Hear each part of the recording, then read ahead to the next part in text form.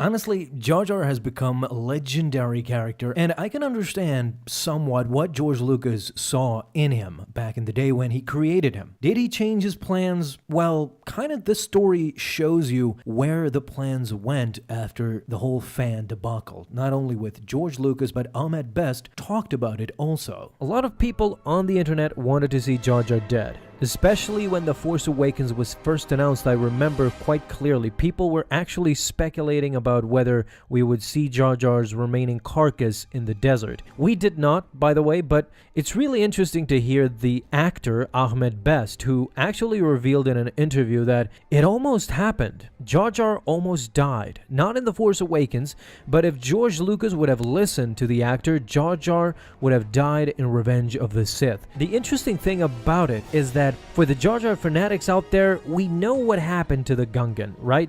In the book Aftermath, Empire's End, we see that Binks ended up as a lowly street performer, and only children would talk to him. Once the Empire came into power, Jar Jar was tossed out, neither liked by the Empire or his own people, as Palpatine showed himself not to be a friend of Naboo or the Gungans. And so he was banished once again.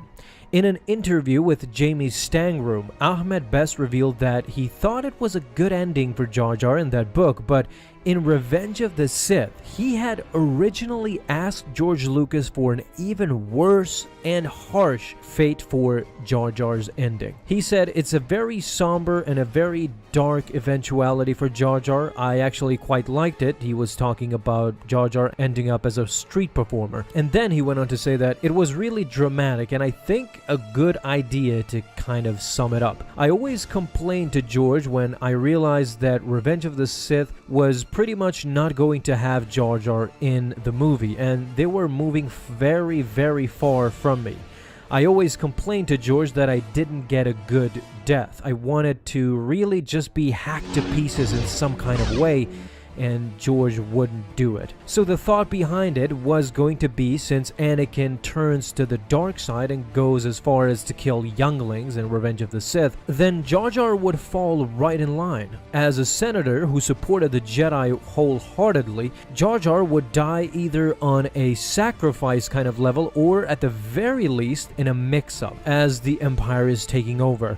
But for me, I think it would have been awesome to see Jar Jar sacrifice himself for the Jedi, even though it might not have made a difference. This way, Jar Jar could have redeemed himself for giving Palpatine the chance to stay in power, for giving Palpatine the emergency powers that he sought after. The canon stories now, even Lucasfilm and Disney, if we go to the extreme, many Darth fans Jar Jar concluded in that particular he is the with secret this Sith comic Lord book behind story. Palpatine. A story where it came time for action, and that's where the truth lies. The truth is always in the time of necessity. Jar Jar could stay dormant and hidden when nothing was occurring, but it was at this time, when one of his soldiers was at risk, that Jar Jar not only stole a weapon of a Jedi off his corpse, but he even knew how to wield a lightsaber in such a precise manner that even the clones were surprised to see it was Jar Jar and not a Jedi Master.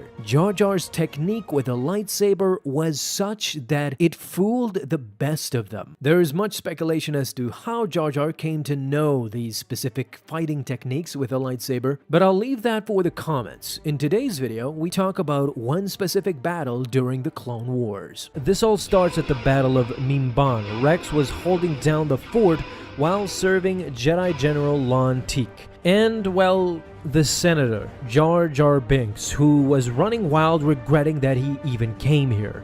Hardcase and Rex were talking, and suddenly the Jedi got shot to death and his lightsaber falls with him. Rex was shocked, but now with the Jedi dead, the command fell to the Senator, Jar Jar Binks, who wasn't even paying attention to the battle, but reminiscing over the Jedi's death. Rex, of course, wasn't about to wait. He ordered the retreat and regrouped with his guys later on. The problem was they needed to attack the generator located on the opponent's base. Rex, not wanting to lose any more men, he simply ordered everyone to leave the planet. He said that to the rest of the troops, but later that night he started the journey by himself. Not without getting spotted by one of his brothers though. Rex wasn't about to be skewed from his plan. Once he destroyed the shield generator, they should immediately push for attack. And the most important thing, keep the senator safe, as Jar Jar was looking on. Several hours later, Rex was now surrounded and he basically got outnumbered and demolished. He knelt down, ready to die. As the droids prepared to wipe him out, suddenly a blue lightsaber swishes through and cuts down all the B-1 droids. For a second, Rex thought it was the Jedi General, but no. It was someone else. It was Jar Jar Binks, holding the General's lightsaber. Here's where the Sith theory creeps in again. As soon as he is discovered, Jar Jar again pretends to be clumsy. The lightsaber slips inexplicably from his hands and Jar Jar starts acting like a buffoon. He says that he took the lightsaber just so that it wouldn't fall to the wrong hands, and a frustrated Rex takes it from him. Jar Jar could have killed himself. Conveniently, Jar Jar agrees. He almost did kill himself 5 times, separating himself as much as he could from just a couple of moments ago where he was able to do a lightsaber throw and cut down droids like butter.